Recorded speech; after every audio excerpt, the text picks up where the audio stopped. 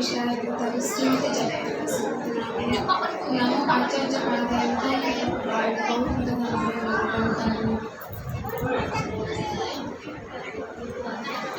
एक समय की बात है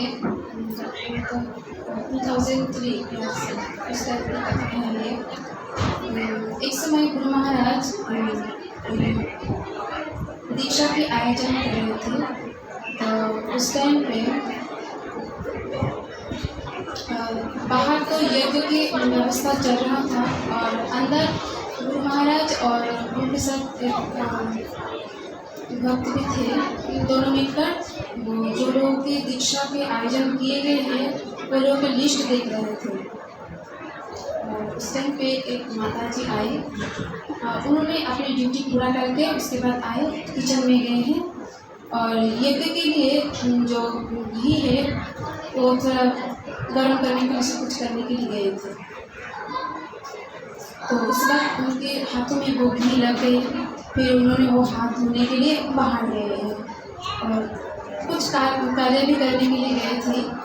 तो उस टाइम पे गुरु महाराज जिस रूम में बैठे थे वहाँ से उन्हें जाने लगे हैं। तो चलते चलते गुरु महाराज उनको एक झलक देखा।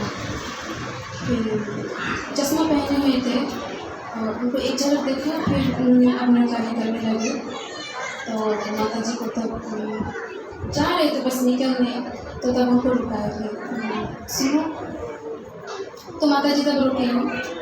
तब उन्होंने बोला कि मैं आपसे प्रसन्न नहीं हूँ। तो माता जी बोलती क्यों, मेरे से कुछ गलती हो गई क्या? तो गुरु महाराज ने बोला है कि आप सिर्फ अपने सिर पर ही तिरस्कार किए हैं, पूरा शरीर में नहीं लगाए। तब क्योंकि उन्होंने ड्यूटी से आए तुरंत सिर्फ अपने सिर पे लगाया है और बाकी शरीर में नहीं लगाए थे। तो गुरु महाराज को पता चल गया कि माता जी का पूरा शरीर ढके हुए थी, कोई भी जगह दिखाई नहीं दे रही थी उनको। गला तक ब्लाउज पहनी हुई थी, एकदम पूरा ढका हुआ है। फिर भी गुरु महाराज को पता चल गया कि ये माता जी ने सिर्फ सिर पे लगाया है, पूरा शरीर में नहीं लगाए थे। तो तब माता जी तो आश्चर्य हो गए कि गुरु महाराज को कैसे पता चल गया कि मैंने सिर्फ सिर पे लगाए कि पूरा शरीर में नहीं लगाए। तो माता जी ने बोला ठीक है, मैं अभी तैयार कराते हैं। फिर उन्होंने अंदर जाके पूरा द्वादश अंग में तिलक लगा के फिर लगाए। फिर गुरु महाराज को आके बोलने लगे कि आप ठीक है ना? तो तब गुरु महाराज ने प्रसन्न होकर मुस्कुराए, बोला हाँ आप ठीक है।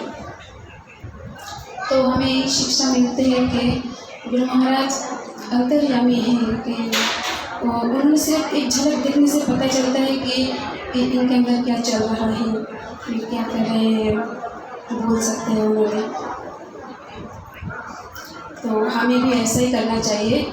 हमेशा नहाने के बाद द्वादश अंग में तिलक शपथ करके भगवान की सेवा पूजा अर्चना कर सकते हैं। तभी गुरु महाराज ने ये भी कहा है कि यदि तुम ऐसा नहीं कर सकोगे कि द्वादश अंग में तिलक सेवा नहीं करोगे तो हम तुम्हारी सेवा सुरक्षा कैसे करूँगा।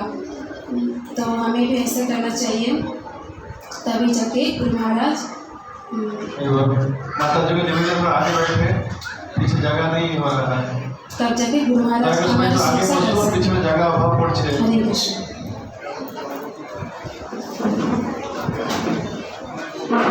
हरे कृष्ण।